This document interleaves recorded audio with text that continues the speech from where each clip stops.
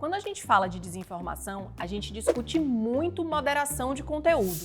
Mas você já pensou o que acontece com um post quando ele é retirado do ar?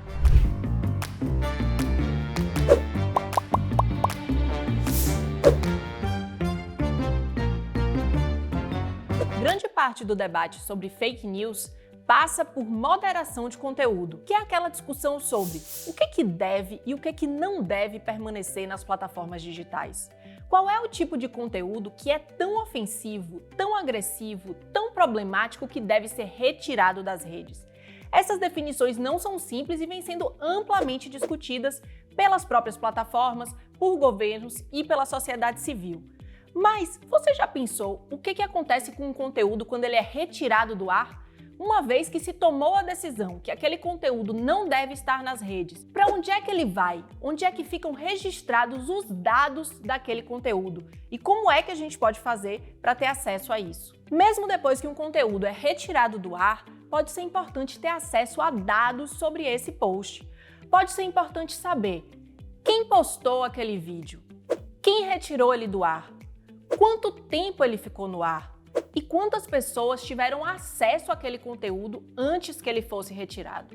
Esses dados eles podem ser essenciais para a gente entender qual foi o impacto que um determinado conteúdo teve e quem foi que agiu, quem foi que tomou a atitude de retirar ele do ar. Será que foi a própria plataforma? Será que foi o autor daquele post? Será que foi uma decisão judicial que fez com que a plataforma tivesse que tirar aquele conteúdo?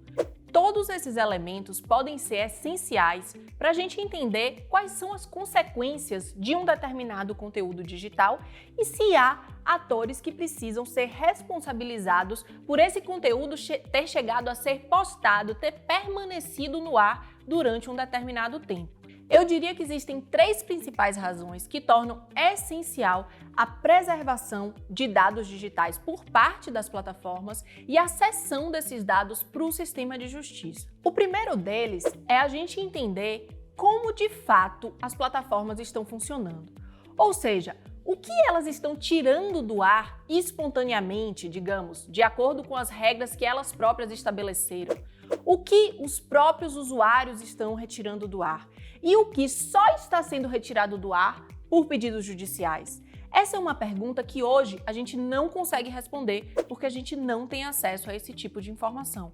Mas é muito importante que a gente consiga compreender o modus operandi dessas empresas que atuam no nosso país e que têm um impacto fortíssimo no nosso debate público. Portanto, ter acesso a esses dados e ter esses dados preservados e fornecidos à justiça me parece essencial para a gente entender o funcionamento das plataformas digitais.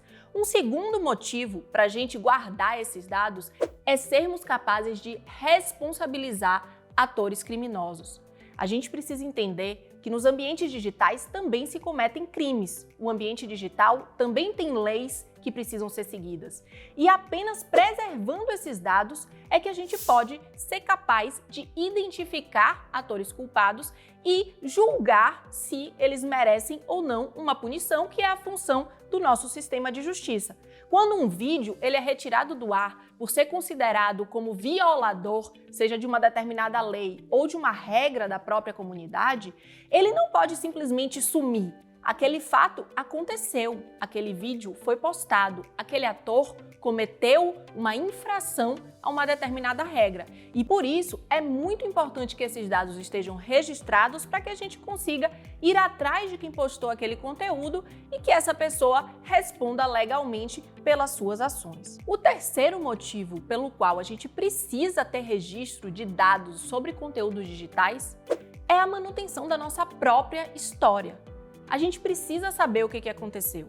Imaginem se simplesmente daqui a 10 anos se conta a história sobre o dia 8 de janeiro de 2023, dia em que o Brasil sofreu um ataque golpista de amplas proporções, e a gente não tem nenhum registro dos conteúdos digitais que foram postados sobre esse dia ou nesse próprio dia. Como a gente pode explicar o que aconteceu nesse momento sem ter nenhum rastro sobre o que estava nas mídias digitais?